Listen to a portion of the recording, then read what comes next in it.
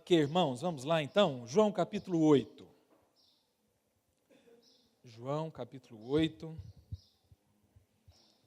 Estou muito empolgado para a gente meditar essa segunda parte aqui do Evangelho de João. E a gente pode começar com uma breve revisão. Eu acho que deve ter um mês, mais ou menos. Deve ter uns 4 domingos que nós meditamos juntos aqui em João 8. 3 ou 4 domingos, não me lembro bem. Mas vamos lá.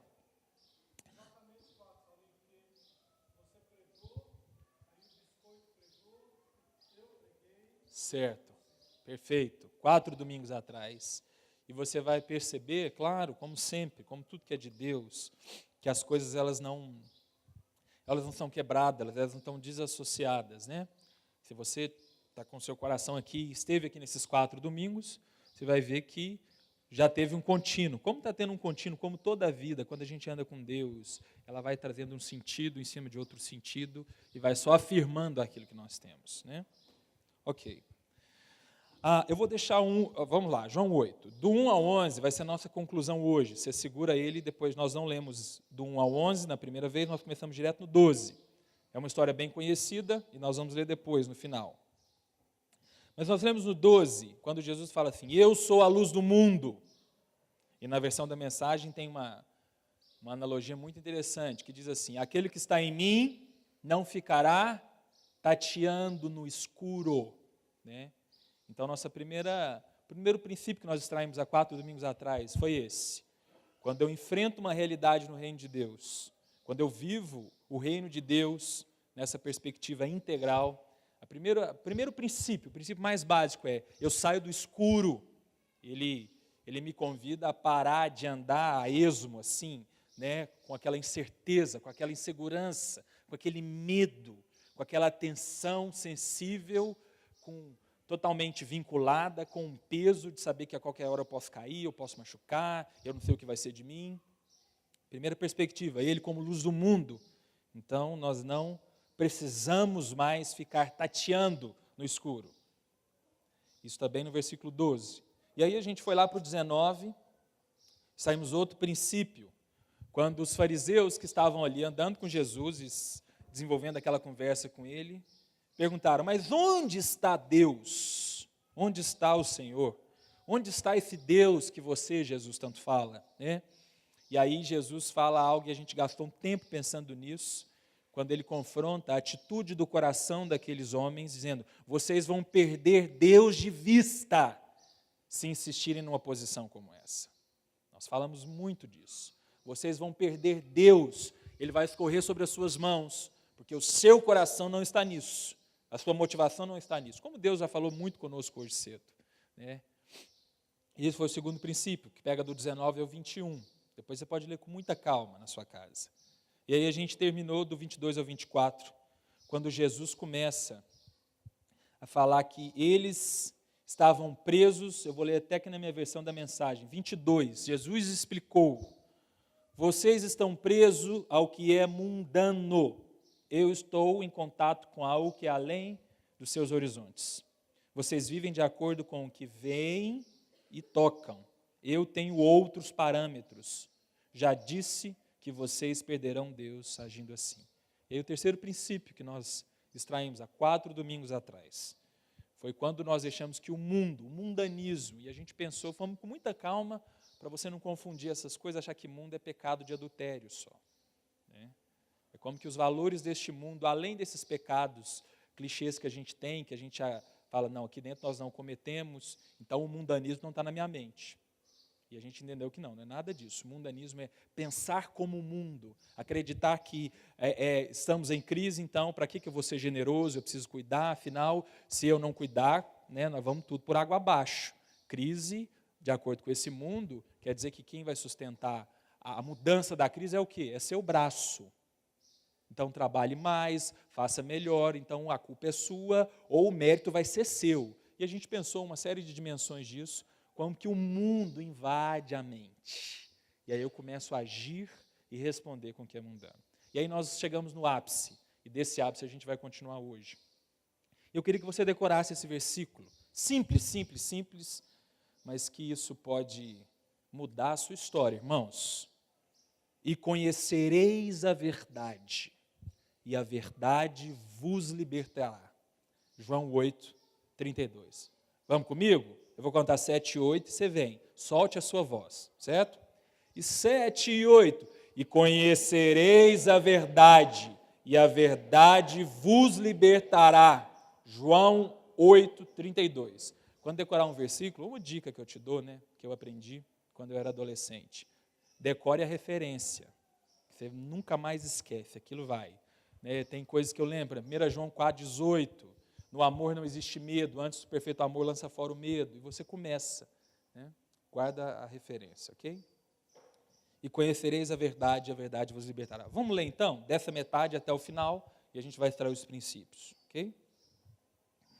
Bem, pega uma água lá para mim, por favor. João 8, 31. Então Jesus dirigiu a palavra aos judeus, que diziam crer nele. Se vocês permanecem comigo, vivendo o que eu ensino, sem dúvida são os meus discípulos. Então, conhecereis a verdade, e a verdade vos libertará. Surpresos, retrucaram. Mas somos descendentes de Abraão. Nunca fomos escravos de ninguém.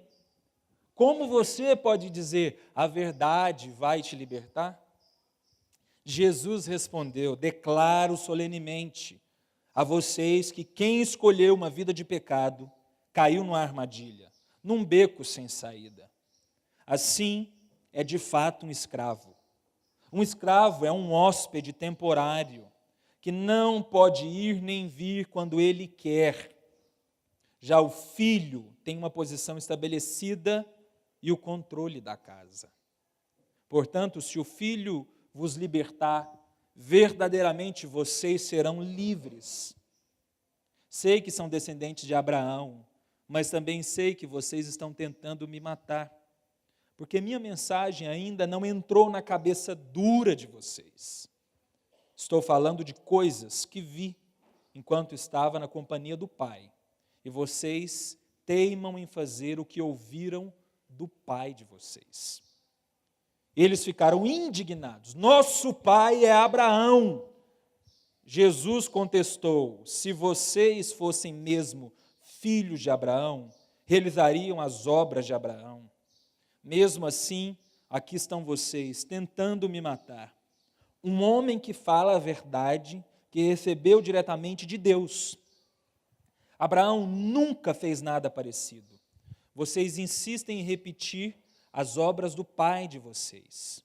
Eles disseram, não somos bastardos, temos um pai legítimo, o Deus único.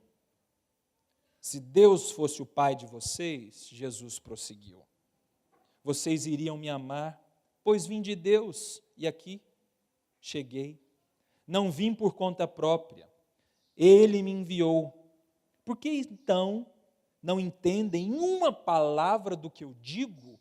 Eis a razão, vocês não suportam a verdade. Vocês são do diabo. Vou repetir isso aqui, porque até para mim foi forte aqui, né? Eis a razão, vocês não suportam a verdade. Vocês são do diabo, que é o pai de vocês. E tudo o que querem é agradar a ele. Ele foi assassino desde o princípio e não podia permanecer na verdade, porque nele não havia um resquício de verdade. Quando o mentiroso fala, ele o faz com base em sua natureza mentirosa e enche o mundo com mentiras. Então, eu chego, declaro toda a verdade e vocês não querem nada comigo. Será que algum de vocês pode provar que eu disse uma só palavra enganosa ou cometi um simples pecado? Mas se digo a verdade, por que não creem em mim? Quem está do lado de Deus, ouve o que ele diz. É por isso que vocês não ouvem, vocês não estão do lado de Deus. 48. Os judeus então disseram, faz sentido, estávamos certos quando dissemos que você é um samaritano louco, possuído por demônios? Jesus reagiu: não sou louco, apenas honro meu Pai. Enquanto vocês me desonram, não estou querendo nada para mim. Deus planeja algo glorioso e grandioso aqui e está a ponto de realizar este plano. Falo com absoluta confiança: se vocês praticarem o que digo, não terão de encarar a morte. Nesse ponto, os judeus o interromperam. Agora temos certeza de que você é louco, porque Abraão morreu, os profetas morreram, e você aparece dizendo: se vocês praticarem o que disser, não terão de encarar a morte? Você por acaso é maior que nosso pai Abraão, que morreu? E quanto aos profetas que morreram, quem você pensa que é? Jesus disse: se eu apontasse os holofotes para mim mesmo, nada conseguiria. Mas meu Pai, o mesmo que vocês dizem ser o Pai de vocês, aqui me pôs neste tempo em lugar de glória. Vocês não reconheceram sua ação, mas eu sim. Se eu, por falsa modéstia, dissesse que não sabia o que está acontecendo, seria tão mentiroso quanto qualquer um de vocês. Mas eu sei e estou fazendo o que ele diz. Abraão, o pai de vocês, com fé jubilosa, olhou para o futuro e viu meu dia chegando. Ele viu e se alegrou. Os judeus estranharam: você não tem nem 50 anos e Abraão viu você? Acreditem em mim, disse Jesus, eu sou o que sou, muito antes que Abraão fosse alguma coisa. Era provocação demais para eles. Por isso, pegaram pedras para apedrejá-lo. Mas Jesus se afastou dali, retirando-se do templo. Amém, meus irmãos?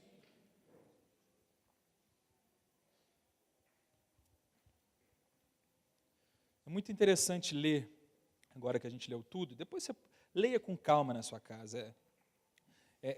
Seria uma pretensão do impossível a gente esgotar a quantidade de princípios e de fundamentos, de rudimentos vem de raiz, aquilo que é a base, né? Que esse texto em João 8 diz e deixa para mim e para você, para a minha vida cristã e para a sua. É um texto fabuloso, são 59 versículos, um capítulo só, irmãos, que a gente já poderia ficar talvez mais de ano aqui estudando e a gente não conseguiria esgotar a vivacidade e o efeito que Hebreus diz que a palavra tem, sendo viva e eficaz. Mas eu quero pensar com você mais uma vez, os 3 finais. A gente pensou os 3 primeiros, eu quero pensar os 3 principais que eu elegi aqui. Eu elegi junto com Deus, óbvio, Ele me inspirou nisso aqui, porque eu, com toda a minha maestria, eu jamais chegaria nisso aqui com a minha inteligência, pode ficar tranquilo. Tenho convicção plena disso. Mas 3 princípios que eu queria que você e eu meditássemos juntos hoje. É interessante porque o ápice, eu fiquei por um bom tempo, como eu te disse, eu fiquei nesse texto quase que um mês, assim, remoendo ele, indo, voltando, pegando do meio para o final, do final, voltando. Eu tenho uma dinâmica, às vezes, de ler que me proporciona ir bem fundo, né, no texto, e esse não foi diferente. Mas por que no meio, assim, João 8,32 talvez seja aquele grande finale, né, o final de tudo, quando Jesus talvez vai arrebatar e tal, dizer, olha, deixa eu acabar com essa discussão, é isso aqui, você conhece a verdade te liberta. Mas não, foi no meio da discussão, no meio daquele afã, aqueles judeus, aquelas pessoas que aparentemente conheciam alguma coisa de Antigo Testamento, claro, conhecia, na verdade, muita coisa, citando Abraão, citando os profetas, né? E aí, no meio dessa discussão intensa, querendo dizer, Jesus, você está errado, não existe veracidade, você não é legítimo para estar falando o que você está falando. E tentando, de alguma maneira, com a sua religião, com aquilo que eles construíram, pegar Jesus. E aí Jesus começa a falar. É muito interessante, né? Como esse aqui, eles estão indo para um caminho, de repente Jesus fala assim, então presta atenção, conhece a verdade te liberta. E aí começa a indignação da segunda parte. A primeira indignação deles foi o seguinte, libertar de quê, rapaz? Quem disse que eu sou preso? Você leu isso aqui comigo? Prestou atenção? Assim, mas eu não sou preso. O que você está falando? É pecado que prende, pecados dessa categoria que a gente conhece, que Êxodo 20 vai dizer, e nós cumprimos os mandamentos. Não existe, nós não somos presos a nada. Né? E aí eles aquecem a discussão com Jesus, e isso vai dando seguimento no 42. Mas vamos pegar esse 33 aqui, olha com calma. O que eles vão dizer? Surpresos, eles retrucam, ou seja, eles respondem com veemência, com intensidade. Aquela resposta que você fala assim, é meu direito dar essa resposta, você mexeu com a minha honra agora, rapaz. Isso é retrucar, né? Somos descendentes de Abraão, nunca fomos escravos de ninguém. Como você pode dizer a verdade vai libertá-los? Você sabe que uma das coisas principais hoje, que eu acredito fielmente, à luz desse texto, e olhando para a nossa realidade, como igreja, no geral, quando eu falo igreja, eu me incluo, tá? Eu sou igreja, você é igreja, Vide, Uberlândia, as igrejas que existem por aí, que a gente convive. Que nós insistimos muito em nutrir, é o que eu vou chamar aqui nessa manhã de uma estrutura de engano. O primeiro ponto que eu quero que você pense junto comigo, que Jesus reconheceu de longe, Jesus veio de frente, é a palavra engano. Agora, vamos com calma. O que é um engano? Aparentemente, engano ele não é uma mentira deslavada. Vamos pegar com calma, porque a palavra é do senso comum também, e ela pode ter símbolos, significados, que pode não te ajudar profundo aqui. Então, eu vou te ajudar, juntos a gente vai dissecar a palavra engano aqui. O que é um engano? O engano, quando ele se inaugura, ele não começa com uma mentira. Né? Eu lembrei de uma história muito engraçada. Quando o Júnior veio aqui, ele me lembrou dessa história, a gente riu até. Quando nós fomos para a Bolívia, o dinheiro da equipe sempre, quando essas equipes internacionais, como você viu, o desafio é alto, e a comida e tudo é muito regrado, assim, a gente junta moeda para fazer isso, aquilo, não dá para excessos, e tudo é muito pontual. A equipe tinha 12 pessoas, isso 2002, primeira vez que eu fui para fora. E tinha um baiano na minha equipe, muito alegre, aqueles baianos assim e tal, tipo, eu faço, aconteça, deixa comigo e tal, Duda, gente finíssima. E o Júnior falou assim, você tem uma missão, Duda, só tem esse dinheiro aqui, e a gente precisa de um frango inteiro, porque senão a equipe não vai e a gente precisa almoçar. Sai, vai na feira da cidade e compra um frango. E aí o Duda pegou e tal o dinheiro, falou assim, foi lá, comprou o frango e voltou. Quando o Duda chegou com o frango, o Júnior estava lembrando disso, eu tinha esquecido, mas foi hilário demais. E ele chega assim com aquele frango, e ele chamava o Júnior de mestrão. Mestrão! E o baiano ele tem uma necessidade de repetir a palavra 3 vezes. Mestrão, mestrão, mestrão. Falava 3 vezes, aí ele ia falando. Comprei um frango muito bom, paguei todo o nosso dinheiro, mas o frango, eu vi o frango. E aí, de repente, o Júnior ele tira o frango da sacola. Aquele frangão inteirão mesmo, né? A cabeça estava só despenada, né? Só tem que o frango estava partido pela metade, assim, ó. Só que o cara era muito esperto, ele colocou o frango numa posição assim, vertical, sei lá como é que foi o frango, que se eu olhasse de frente, tipo assim, eu olhei o frango de frente, o frango está inteiro, mas o frango não estava inteiro, só tinha metade do frango. Quando o Júnior, imagina a cena, os 12 lá, isso era 11h30, esperando o frango para a gente almoçar, 12 pessoas, 6 eram homens, com entre 18 e 21 anos, muita fome, e ele tira o frango da sacola, e quando o Júnior vira, é só metade de um frango, o frango foi partido ao meio, assim. E estava preso só uma parte, essa parte de cá que não tinha frango, você não via, porque estava virado para o cara do balcão. Então ele tirou e jogou na sacola e falou, toma seu frango aqui. E brasileiro não falava espanhol direito, aí que o cara achou mesmo, vou pegar esse gringo aqui, porque a gente lá é gringo, né? Vou pegar esse gringo aqui, pronto. Gente, que frustração aquele negócio. Mas ele chegou dizendo, o frango, vamos pegar um frango bonito. Eu vi o frango, eu escolhi o frango. E está aqui. E aí o Júnior tira e fala assim, rapaz, o que é isso? Isso aqui é metade de um frango. Isso não é um frango inteiro. Eu preciso ter um frango inteiro. E aí aquela frustração nos olhos do Duda e de toda a equipe, claro, né? E aí vamos repartir o meio frango para os 12. E é isso que tem para hoje. O dinheiro acabou, o dia era isso, né? Agora, por que eu estou te contando essa história? Coisa simples. Isso é a dinâmica do engano. Você vai e você elege aquilo como uma verdade. Aquilo é uma verdade para você. Era uma verdade para o Duda chegar lá e dizer assim, eu quero um frango, a minha equipe precisa de um frango. Eu estou vendo um frango. É a verdade, coloca a verdade dentro da sacola, eu elejo aquela verdade, e eu vou caminhando com aquela verdade, e de repente chega um momento, porque o engano ele é assim, irmãos, preste bem atenção. Chega um momento na sua caminhada e na minha, na caminhada do Duda e nossa naquele dia em 2002, em que a verdade que foi eleita para ser verdade, e gera a expectativa da verdade, e nutre a minha esperança, porque é a minha verdade, ela passa por uma prova, onde ela se configura agora um engano. Aí sim é uma mentira. Não começa com mentira. Não começa com um negócio assim, já sei, é mentira, nem me pega. Irmãos, engano não é dessa ordem.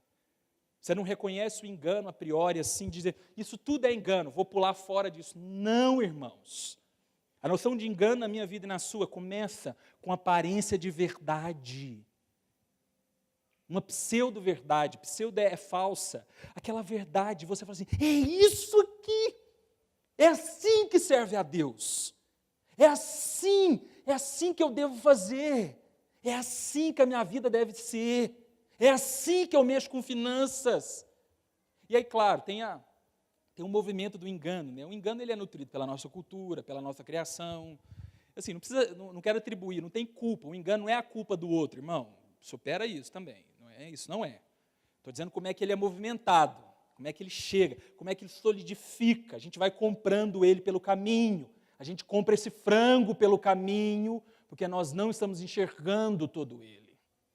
A nossa vida cristã, agora preste bem atenção, eu vou falar com calma isso aqui, eu quero que você pense. Ela está abarrotada de enganos, que você jura de pé juntos, e tem agido como se fosse uma verdade, irmãos. Só tem que você vive cativo, como Jesus confrontou os judeus. Irmãos, judeus não era ímpio, assim, aquele povo pecador. Por favor, entenda minimamente isso, que judeu era uma linha de gente, como se fosse eu e você que leu o Antigo Testamento, tinha uma noção, sabia de profeta, de Abraão, tinha uma noção mínima como eu e você temos. E ainda assim, fisgados pelo engano, uma falsa verdade. Enganos, irmão. Enganos que a gente tem hoje, que a gente tem que administrar. Por exemplo, tenho falado muito disso, falei disso na quinta-feira, porque eu tenho pensado nisso até a partir da minha vida, né? Enganos que surgem no meio de uma crise financeira. O primeiro engano que vai ser, que na verdade não é engano, é verdade. Vamos começar pelo início. O início não é um engano, lembra? O início é a verdade. Então a primeira verdade que vai soprar no seu coração, no meio de uma crise, é preste atenção. Ai de você se não for você mesmo. Aperta o cinto aí, firma o seu braço e você que vai produzir alguma coisa. Se vira, se responsabiliza. O engano ele começa a inaugurar em nós aquela verdade e a gente compra aquilo faz parte da nossa vida. Faz parte. Então, num momento como esse, que noção é essa de generosidade? O engano vai dizer assim, mas para que ser generoso? Deixa para você ser generoso quando o Brasil melhorar. Deixa para você continuar dando dízimo e oferta. Espera, é legítimo. Olha aí, você está padecendo. Que isso? Em nome de Jesus, irmãos, não vai ser generoso. Compramos, irmãos, isso é um exemplo. A gente poderia pensar em números. A gente poderia gastar domingos e domingos descrevendo enganos que nós compramos, como igreja. Enganos, por exemplo, da nossa identidade. Você já viu, irmãos, como nós, via de regra, vivemos num momento, porque esse século é assim, esse século vai vender isso para nós como verdade, mas nunca foi verdade. Que é a nossa noção de identidade. O Quem você é, irmão? Nós vivemos num momento hoje onde o que você é aquilo que você tem. Então, se você não tem nada, você entra em crise, porque a sua noção de identidade ela fica perdida. Mas mais do que isso, de uma maneira tão astuta, tão assim diabólica, né? Eu conversava com uma pessoa muito querida essa semana, e a gente conversando juntos, e a pessoa abrindo o coração dela e tal, e aí eu fiz uma pergunta para a pessoa na hora, que é uma pergunta que eu me faço sempre, que necessidade é essa que a gente tem de ficar provando as coisas para as pessoas? Provando, a gente está sempre tentando provar que a gente é forte, provar que a gente é bom, provar que a gente administra bem, provar que a gente... Todo tempo a gente fica tentando. Quando eu não provo para o outro, o meu senso de identidade ele entra em questão. Porque o nosso conceito de quem nós somos começa a estar vinculado nas coisas, como dessas pessoas aqui. O conceito de quem eles eram estava numa verdade religiosa, que não era verdade, era engano. E a gente vai nutrindo, irmãos. Aí a gente tem enganos em nome de Jesus, irmãos. Preste bem atenção. Eu não estou dizendo de uma coisa distante de mim, de você. Eu estou falando de verdades que a gente compra no nosso caminho de segunda a sexta, por aí, no nosso trabalho, com o nosso patrão, com as pessoas que a gente convive, com os nossos familiares. Verdades, pseudo-verdades. Nós compramos e inauguramos ela aqui dentro, e deixamos ela fazer parte de nós. Só tem que ter um momento que a gente começa a encontrar com Jesus no caminho. E aí essas verdades, elas vão ser colocadas em xeque. E aí elas vão cair nesse espaço chamado de engano. A verdade sobre quem você é. Por exemplo, uma outra coisa, um outro engano de primeira que a gente nutre, que eu acho que a gente padece como igreja, a gente pode potencializar mais isso, que já foi dito aqui hoje, é a verdade sobre o futuro que a gente tem. Você vive aqui neste mundo, muitas vezes, como se a sua vida se resumisse aqui. Irmãos, preste bem atenção, agora eu não estou nem falando mais de dinheiro, olha aqui para mim. Estou falando de vida, de viver, de acordar cedo, de escolher o seu dia, de pensar a sua rotina, de pensar as suas coisas, como se tudo se resumisse aqui. Até o seu sofrimento, na verdade, não, o seu sofrimento principal é porque você elegeu aqui como seu futuro. Aí você comprou esse engano e virou uma verdade para você. Aí quando fala de céu, aí você fala assim, irmãos, pensa no céu. Você vai ter até dificuldade, irmãos. Você vai ter que procurar alguma coisa numa gaveta, dentro da sua mente, tão distante, talvez da escola dominical, ou algum clichê gospel, que não vai ser nem suficiente. E aí você logo abandona a ideia de céu e vai continuar vivendo, vai continuar trabalhando, vai continuar gerindo finanças, como se o resultado de tudo fosse aqui, nesse lugar, nessa terra. Você vai vender carro, você vai fazer enfermagem, eu vou fazer jocum, você vai fazer o que for, como se o mundo fosse aqui. Irmãos, Jesus tinha esse olhar clínico, preciso para isso. E ele falou assim, preste bem atenção, isso é engano. Aí a primeira pergunta que você pode levantar a mão e falar assim, Saulinho, eu tenho uma pergunta então. Como eu vou descobrir que o engano, ou que a verdade que eu elegi não é engano? Eu quero que você pense, não responda audivelmente, pense e me dá uma resposta. Como? O tempo vai dizer. Não, o tempo não vai dizer. A máxima popular de o tempo cura tudo, e vai dizer, não vai. O tempo vai inflamar tudo, porque o engano vai engessar como verdade, como engessou na cabeça desses homens aqui. E aí nem o próprio Deus, em carne humana, conseguiu assim, convencê-los, porque Jesus também não queria convencer ninguém, Jesus queria ser como ele foi, mas nem a personificação de Deus conseguiu desenvolver o diálogo com aquele tanto de engano. Então, como é que eu e você conseguimos superar isso? Só tem um crivo que pode dissolver engano na minha vida e na sua, irmãos. O que é? É a verdade. E o que é a verdade? Está aqui. Está aqui. Você quer ver outro engano, irmãos? Não ler a Bíblia é um ato comum de quem ama Jesus. Eu digo assim, irmãos, não ter o hábito, sabe? Não eleger como prioridade. Não disciplinar o seu corpo e a sua mente para todos os dias você ler uma porção da palavra. Se nós fizéssemos uma pesquisa aqui, eu não vou fazer isso para não te expor, Mas sem dúvida nenhuma, eu não tenho medo de errar. 95% dos presentes no recinto não tem o hábito diário de ler a Bíblia, que é a verdade que supera o engano, que vai eleger e legitimar isso é engano, isso é verdade. Abandona isso. E aí, irmãos, nós vamos insistir num comportamento cíclico, assim, um círculo. Nós vamos, em nome de Jesus, viver como esses judeus. A verdade vai vir até nós com a proposta ousada e existencial absoluta de nos libertar de nós mesmos. E nós vamos insistir com os nossos enganos. E aí entra o segundo ponto para a nossa manhã.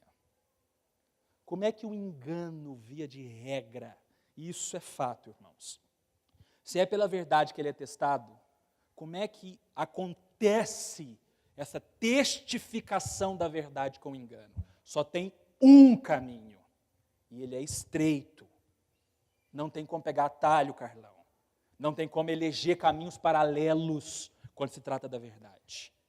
Só tem um único caminho que vai te ajudar e me ajudar a libertar nossa alma dessa enxurrada de enganos que nós compramos pelo caminho. E a palavra se chama confronto. Que palavra dura essa, irmãos. A palavra confronto, eu vou me aventurar aqui a pensar ela simbolicamente, né? Mas a palavra confronto, ela é o bater de frente. De frente, você vai. Se eu estou andando aqui e eu vou confrontar isso aqui, literalmente, vou bater aqui. Os dois corpos vão ter atrito, isso é confronto. Não existe confronto, eu não estou tendo nenhum confronto aqui, eu estou andando normal. Não tem confronto. Se eu continuo andando aqui tem um confronto. Eu bato aqui. Isso, não existe outra definição para confronto, irmãos. Esse é o confronto. Agora preste bem atenção. Só tem uma maneira do confronto ser legítimo. Confronto não é subjetivo, confronto é assim. Deixa eu ver o seu caso. Então tá, o seu caso, você é pobre e não teve pai, o confronto para você é mais leve. Deixa eu ver o seu outro caso. Está faltando dinheiro lá? Seu confronto? Não. O confronto ele é absoluto, porque é o próprio Deus, é a verdade em nós.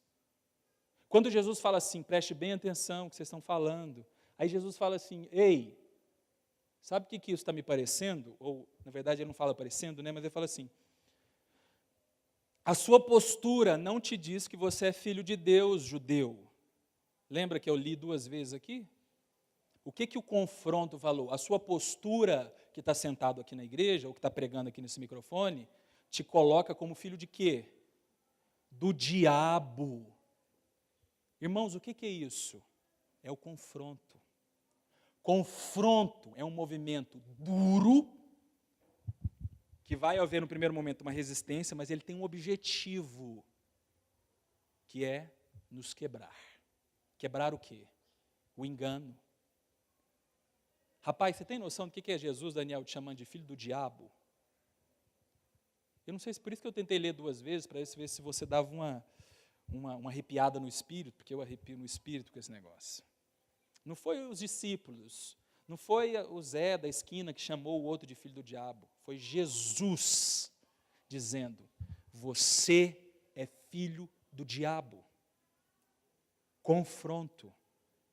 Porque chegou um momento na caminhada e na conversa, que Jesus elegeu o confronto para ver se alguma mudança poderia acontecer. Falou assim, presta bem atenção, a sua vida, a maneira como você escolhe, a maneira como você tem priorizado o seu dia a dia, a maneira como você se relaciona com oração, a maneira como religião se configura para você, dessa forma, você me desculpa. Não dá para fazer isso em nome de Jesus. Você faz em nome do diabo. Aí os caras ficaram doidos, né? O que é isso? Que cara ousado. Você está louco. Você está louco, seu samaritano de Araque. Eu, filho do diabo. Você já pensou, irmãos? Aí uma pergunta para mim, para você hoje. Hoje, irmãos. A nossa vida com pessoas que amam a Jesus, que elegeram Ele como nosso único e suficiente Salvador, nos coloca como filhos de quem? É filho de Deus, tá? Eles gritaram, esbravejaram, quase bateram na cara de Jesus e falaram assim, cala a boca, Jesus, eu não sou filho do diabo, me jogando maldição, Jesus. Mas o que Jesus estava dizendo? A sua vida, o seu tempo, as suas escolhas, o seu coração, a maneira como você tem gerido as suas finanças, te coloca como filho do diabo, irmãos. O confronto. Só tem uma maneira, preste bem atenção nisso aqui agora. Estou criando um processo aqui. Eu já falei que só tem uma maneira de superar o engano, que é pela verdade. Só tem uma maneira do movimento da verdade penetrar no engano, que é pelo confronto, certo? Está comigo? Agora preste atenção. Só tem uma maneira de você permitir que o confronto faça parte da sua alma. Sabe qual é? Quebrantamento. A palavra quebrantamento vem de quebrar, de esmagar. Literalmente, a minha vida e a sua era onde Jesus queria chegar. Não existe, irmãos, resistir ao confronto, que é o que nós gostamos e sabemos fazer muito bem, porque confronto é da ordem do desconforto. Preste bem atenção. Lembra da minha didática aqui. Confronto, ele é o caminho estreito, não tem atalho, não tem opções, ele é objetivo. E via de regra, irmãos, ele vem para quebrar enganos que eu e você nós nutrimos. Como Jesus queria fazer com esses judeus, que diziam, eu amo a Deus, eu estou com Abraão, eu entendi tudo, eu vou na igreja, eu busco o Senhor, eu ofereço sacrifício para Ele. Que negócio é esse? Aí Jesus fala assim, filho do diabo, se a sua vida não mudar, se ela não for esmagada, irmãos, aí nessa parte, aí antes disso, muitos de nós já estamos pelo caminho, resistentes, achando que eu estou falando é duro, ou que o Alan fala é duro. Deixa eu falar, já que o Alan falou, até me deu uma abertura boa aqui. É muito bom caminhar com o Alan sempre, eu gosto muito. Nós somos muito diferentes, muito, assim. E olha, eu caminho com ele, eu tinha, quantos anos que eu tinha na época? 21 para 22. Porque quando eu fui com 18, ele estava chegando, então nós não nos conhecemos. Aí eu volto de 21 para 22. Então, assim, tem uns 10 anos. E o meu caminhar com ele, talvez um pouco diferente da maioria, sempre foi muito próximo. Sempre foi muito próximo. Então, essa proximidade sempre essas diferenças sempre ficaram muito claras, desde o início, desde quando eu trabalhava com adolescente, a postura dele e a minha postura. Chegou um momento em que eu poderia resistir o confronto, porque o confronto vinha e tal, ou eu poderia, e aí eu descobri esse caminho muito saudável de Deus. Optar pelo quebrantamento. Me permitir ser quebrado. Me permitir literalmente ser acessado por isso. Aí você pode levantar e falar assim, mas Saulo, tudo bem, eu entendo, mas eu não concordo com o jeito. Irmãos, jeito, irmãos. Jeito, você tem 150 jeitos aqui. Agora eu vou te falar o que me faz amá-lo cada vez mais. E um dia, Nilson, conversando com o Dudu, eu falei assim, é isso mesmo, Dudu. O Dudu talvez mais do que eu, é mais íntimo ainda do que ele, porque é o genro dele. E a gente assim, se alegrando o coração e tal, aí de repente o assunto foi o Alan. Aí eu falei, não, Dudu, eu gosto demais de andar com seu sogro. Aí ele falou, Saulo, tem um negócio, o Dudu é um cara muito inteligente, crítico e tal. Eu falei assim, tem um negócio que me encanta, e isso deixa meu coração em paz demais, eu sou muito bem sucedido estar naquela família. Eu falei, o que, Dudu? Saulo, ali só tem a verdade. O que ele é na igreja, ele é na casa dele, ele é em qualquer lugar. E aí eu dizendo para ele meu argumento, falei assim, Dudu, eu fico, o zelo que ele tem com a palavra me ganha, com o reino de Deus. Irmãos, sabe o que é isso? É permitir que o jeito, assim, não gostei, falou grosso, mudou, isso fique num patamar de anexo, marginal, lateral, porque eu não vou encontrar perfeitos por aí, nós não somos perfeitos, eu não sou. Então, eu deixo isso à margem e fico com o principal. Se o cara ama a palavra e é zeloso, a minha vida está na mão dele com tranquilidade. É por isso que eu amo com prazer e ando com prazer. Agora, na nossa caminhada, nós vamos ter pessoas assim, talvez ele, nessa função maior nossa, porque é o próprio instrumento de Deus para confrontar a minha vida e a sua, e circunstâncias que nós vamos ter também. Nós sempre vamos ter essas duas opções, irmãos. Eu resisto ao confronto, e como é que eu resisto ao confronto? Também só por um caminho. Eu não me permito ser quebrado. Agora, deixa eu te dar uma dica. Talvez você já está resistindo há algum tempo. E chega um momento que resistir fica difícil. Você vai querer sair, como 1000 já saíram. Aquilo tudo que a gente já falou e tal. Não os julgo, cada um seja feliz com Jesus onde estiver e tal. Mas como princípio do todo. Se a Bíblia nos convida a ter um coração quebrantado e quebrado, e você tem insistido na sua caminhada a resistir isso, faz assim, paga para ver, irmão. Talvez você nunca foi confrontado e nunca foi quebrantado. Então seja uma vez e veja se você vai ter algum benefício no final. Um dia eu paguei para ver, Tati. Eu falei assim, então já que a parada é essa mesmo, vai ser uma vez só. Se me quebrar no meio e eu não ver resultado, aí eu largo tudo e pronto. Faz isso, irmãos. Eu fiz isso uma vez e a minha vida espiritual e cristã, ela mudou completamente.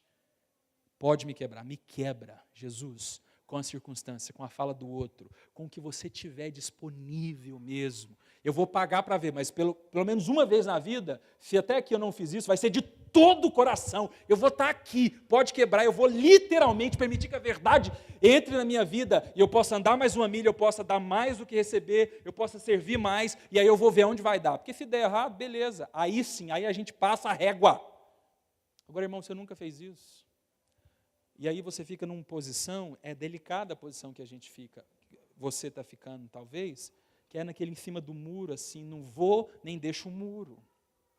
Não me permite ser quebrado, não me permite ser confrontado, sendo chamado de filho do diabo, mas também não largo o osso, mas também fico aqui, mas também rodeio, fico de lá. Irmãos, como esses judeus, irmãos meus e seu, meu e seu aqui. Nossa realidade poderia ser Jesus vindo aqui falando conosco essas mesmas coisas. O contexto teológico, guardado as devidas proporções, seria o mesmo. Isso aqui não é uma conversa evangelística de praça pública, lá no Piauí. Isso aqui é para a gente, que fala assim, o Deus vivo é meu Deus, eu conheço Abraão, ele é.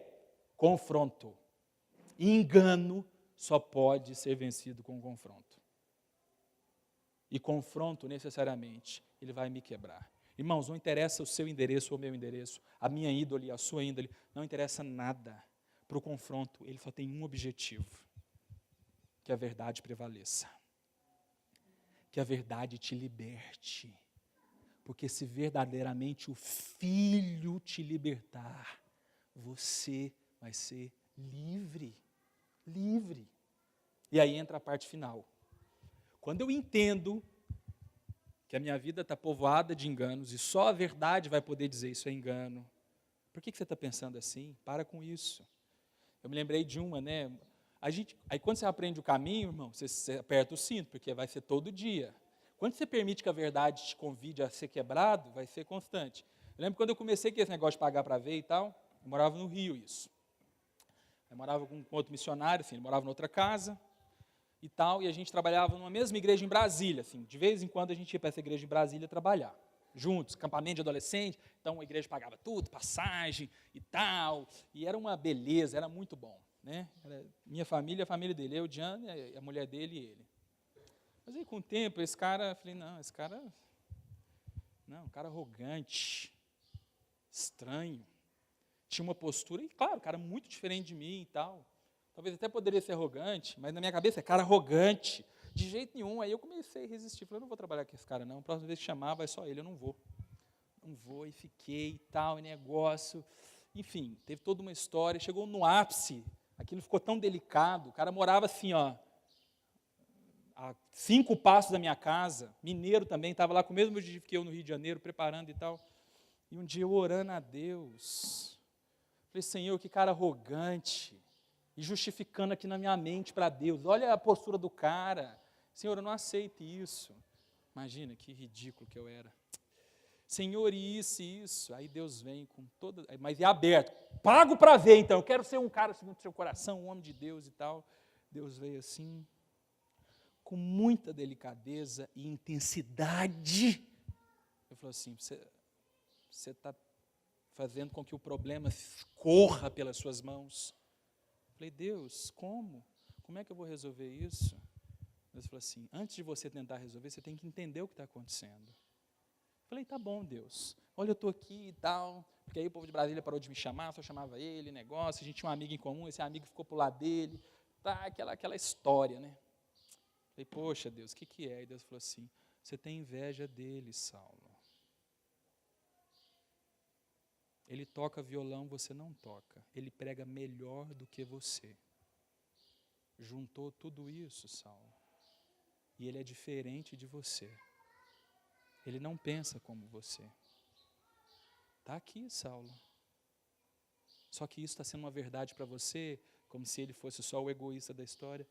E você comprou o engano como uma verdade. A verdade enganosa está orientando seu coração. Irmãos, que doçura ouvir isso, né? Só que não. Só que tem vida nisso. E aí qual é o próximo passo? Tá bom, resolvi, né? Resolveu? Deus falou assim, você vai lá.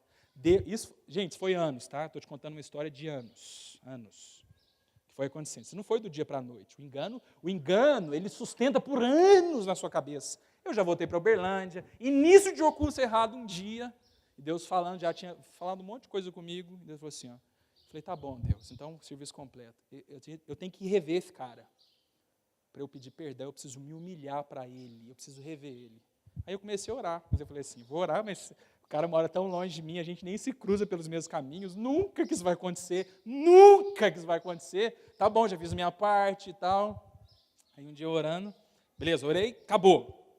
Eu fui para o Rio de Janeiro dar aula um dia, e aí estou lá esperando o Rick, que deu aula, pregou aqui, né? Ia dar aula na base dele, no aeroporto, lá no Santos Dumont, assim.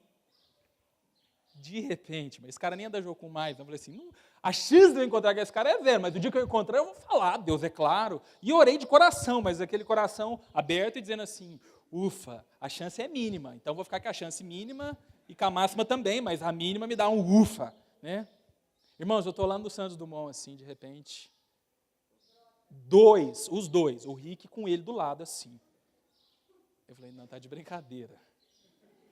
Mas aí dentro de mim já tudo, eu falei assim, não tem como ser perto de uma pessoa, não vai ser legítimo. Eu não quero expor, o cara vai ficar aqui. E aí o Rick chegou, abraçou e tal, falou assim, rapaz, eu tô com dor de barriga, eu tenho que ir no banheiro agora. Fica aqui você e o fulano, eu tô indo lá.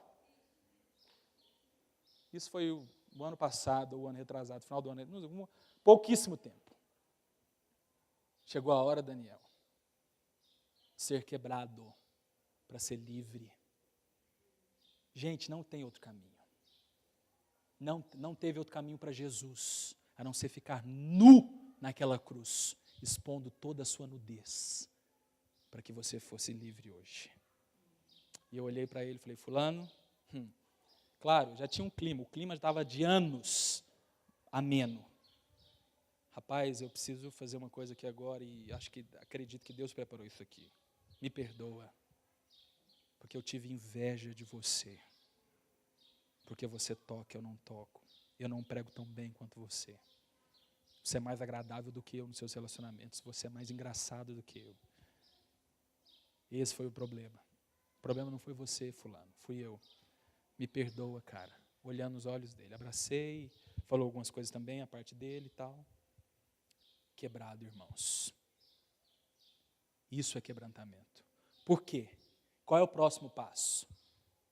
Quebrado por quebrado? Você acha que no reino, então, quando você paga para ver, você vai ser quebrado e vai ficar lá moído no chão? Você acha que Jesus chamou o cara de filho do diabo porque Jesus queria que ele ficasse sentindo o pior dos pecadores? Ou Jesus tinha um lugar para chegar? Ou você acha que ele tem um lugar para chegar? Se não chegou ainda na sua vida, irmãos, reveja o caminho. Se a sua vida tem arrastado por anos a fio, com verdades que são enganos, com pesos e pesos e pesos, e você, em nome de Jesus, parece que não sai desse ciclo, preste bem atenção, reveja o caminho. Talvez você não pagou tudo ainda que você tem que pagar, não de pecado, não de coisa, pagar simbólico, assim, de, está aqui, do jeito que é, como você está falando que tem que ser. E aí entra o final. O final, que sem combinar foi maravilhoso demais. Se você prestou atenção, esse final já foi cantado e orado aqui pelo menos 2 vezes. Vamos ler com calma aqui o 48. Minha Bíblia fechou aqui. Está acabando, irmãos? Está acabando. No empolguei mesmo, já são 12:20. É isso aqui.